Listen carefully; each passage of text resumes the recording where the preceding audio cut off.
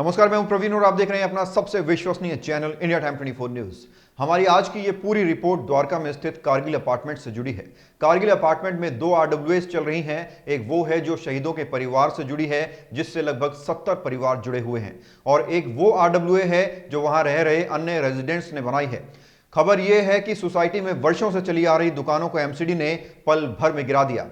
MCD का तर्क है कि ये दुकानें इलीगल थी, इनके मालिकों के पास किसी तरह की कोई परमिशन नहीं थी और इनकी वजह से वहां रहने वाले लोगों को सिक्योरिटी थ्रेट था।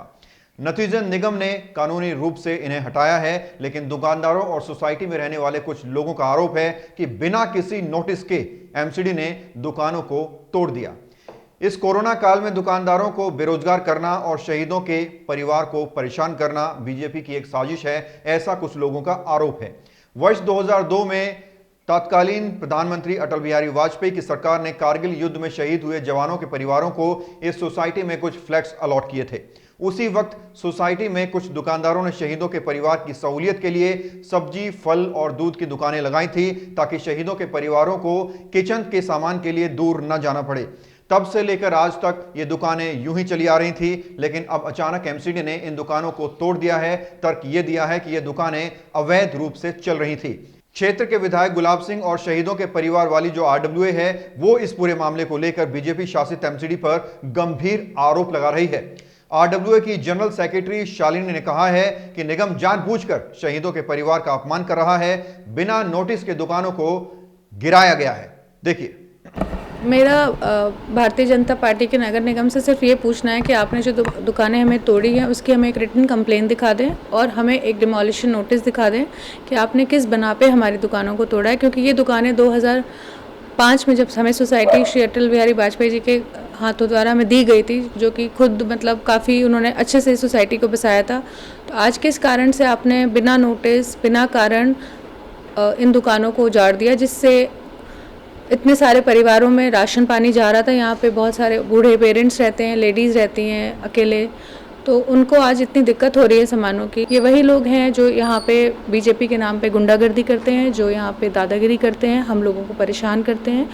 उनका सिर्फ एक ही मकसद है कि हम लोगों को इस तरह से परेशान कर दिया जाए कि हम या तो यहाँ से चले जाएं अपने घरों को औने पौने दाम में बेच के, या सोसाइटी का माहौल को इतना ख़राब कर दिया जाए कि आपके पास कोई ऑप्शन न रहे। इंडिया टाइम 24 न्यूज निष्पक्ष पत्रकारिता में विश्वास करता है, इसलिए हमने इस पूरे मामले पर क्षेत्र की निगम पार्षद निकिता शर्मा का पक्ष भी लेना चाहा। हमने उन्हें कॉल किया, व्हाट्सएप किया, फेसबुक मैसेंजर पर मैसेज करके भी उनसे समय मांगा और रिपोर्ट दिखाने तक उनके रिस्पांस का इंतजार भी किया, लेकिन अपने बिजी शेड्यूल के चलते वो बाइट के लिए समय नहीं निकाल पाई। हालांकि उन्होंने फोन पर जरूर कहा कि दुकानें अवैध रूप से चल रही थी, इसलिए उन्हें तोड़ा गया है। वो RWA जो दुकानों के टूटने को सही मानती है, उनके जनरल सेक्रेटरी VP वैष्णव ने क्या कहा, क्या तर्क दिया, जरा सुनिए। तो यहाँ पर मैं कैमरा में से दिखाएं, ये मदर डेयरी का बूथ है, ये ग्रोसरी शॉप है, आगे सब्जी की दुकान है।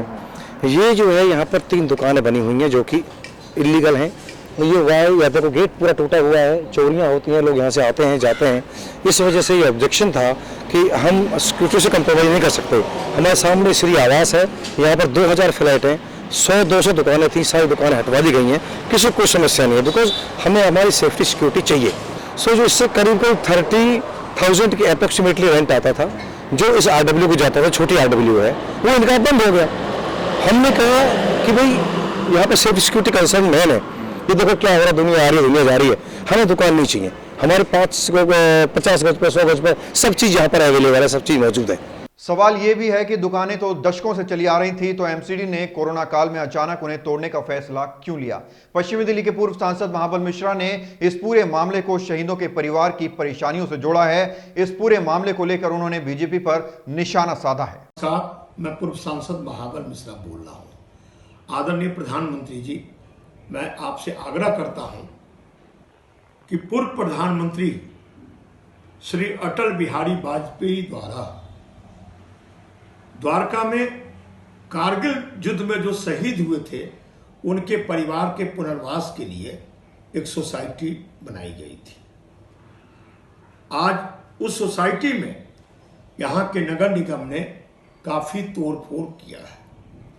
एक तरफ आदरणीय प्रधानमंत्री जी, देश के फौजी जो कारगिल युद्ध में अपना प्राण न्यौछावर किया, आज उसके परिवार पे जो पुनर्वास के साथ साथ छोटी छोटी दुकानें जो किया था उसको तोड़ा गया है। एक तरफ शहीद परिवार को सम्मान की बात होनी चाहिए और एक तरफ आप उसको तोड़ रहे हैं और अपमानित कर रहे हैं। जो भाई यहां तो नशीली पदार्थ की बिक्री होती है, क्या ये संभव है सोसाइटी में? तो मैं समझता हूं ये फौजियों को और पूर्व सैनिक जो शहीद हुए उस अपमानित करने की बात आ रही है। जो सैनिक अपनी प्राण का न्यौछावर बॉर्डर पर करता है, देश में कहीं भी समस्या आती है उससे बचाव करता है और देश में अपनी जान को कुर्बानी करता है, उसके साथ इस तोड़ फोड़ सही नहीं, उचित नहीं। इंडिया टाइम 24 न्यूज ने दुकानदारों का पक्ष भी सुना। क्या कहा उन्होंने, दिखाएंगे एक छोटे से ब्रेक के बाद। भगत चंद्रा हॉस्पिटल विश्व की सभी आधुनिक और बुनियादी सुविधाओं से परिपूर्ण एक world class multi speciality hospital Mahavir enclave Palam डावडी रोड पर स्थित साउथ वेस्ट दिल्ली का एकमात्र मल्टी स्पेशलिटी हॉस्पिटल, जहां 24 घंटे आपकी सेवा में उपलब्ध हैं वेल क्वालिफाइड डॉक्टर्स और हेल्पिंग स्टाफ। डॉक्टर CM भगत द्वारा स्थापित भगत चंद्रा हॉस्पिटल आपकी सेहत का ख्याल रखना ही इसकी प्राथमिकता है, वो भी अफोर्डेबल रेट्स में। और ब्रेक के बाद आपका स्वागत है। जिन लोगों की दुकानें MCD ने गिराई, उन लोगों ने क्या कहा, जरा सुनिए। सर, कोरोना काल में तो हम लोग की बड़ी तारीफ हो रही थी कि आप लोग इतना रिस्क लेके घर घर तक सब किसी के यहाँ पे सामान जरूरत की जो भी चीजें पहुंचा रहे हो। और अगर मान लीजिए हम लोग अनऑथराइज बैठे हुए थे तो इतने सालों से MCD जो भी डिपार्टमेंट है इनका, हॉर्टिकल्चर वाले, सब कहाँ थे? ये इनका राजनीतिक षड्यंत्र, कुछ लोग यहाँ पॉलिटिक्स कर रहे हैं, बाहर के लोग यहाँ ले रखे मकान, और ये इनका बहुत बड़ा तांडव मचा रखा है। इनको शायद बीजेपी की कुछ एक बता रहे हैं, कुछ ये यहाँ की जो पार्षद है, काउंसलर है, उसने अपने एक कोई यहाँ चेले चपाटे छोड़ रखे हैं। उन्होंने मतलब इस सोसाइटी में दुकान में एक राजनीतिक षड्यंत्र रहा। एक मदर डेयरी का आउटलेट है जो 8 बाय 8 फीट का है और जो बेसिक दूध का सामान देता है जो सबको जरूरत है। और उसके अलावा दूसरा भी दुकान नहीं है, वो आधार शॉप है, फेयर प्राइस शॉप है, जिसमें बेसिक सामान भी मिलता है। वो भी काफी छोटा, एक 8 बाय 8 का छोटा आउटलेट है। तो इसमें जो बेचारे बुजुर्ग आदमी थे, जो सीनियर सिटीजन है, वो शाम को यहाँ पे आके अपना सामान, घर का काम चलाते थे। इस पूरी रिपोर्ट में हमने आपको दोनों पक्षों के तर्क सुनवाए, दोनों पक्षों की बातें सुनवाई। कौन सही है, कौन गलत है, ये फैसला आपको करना है। बहरहाल इस खबर में इतना ही। देश और दुनिया की तमाम खबरों के लिए आप बने रहिए हमारे साथ और देखते रहिए इंडिया टाइम 24 न्यूज। नमस्कार। खबरों से खबरदार रहने के लिए चैनल को सब्सक्राइब करें और प्रेस करें बेल आइकन।